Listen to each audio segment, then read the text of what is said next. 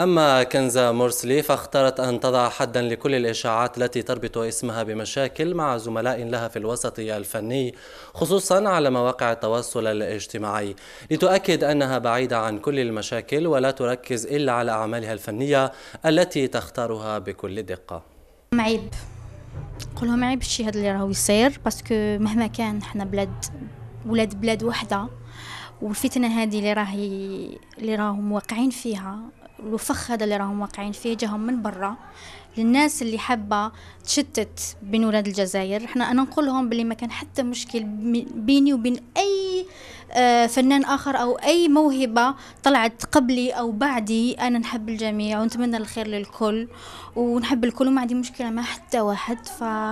كفانا بركونا من هاد التفاهات هاد التصرفات الصبيانيه، ما كبروا شويه وعيب. الجزائر راهي زعفانه عليه. دائما مع أخبار الموسيقى، نجم الراب الفرنسي بوبا يلتقي بجمهوره الجزائري مرة أخرى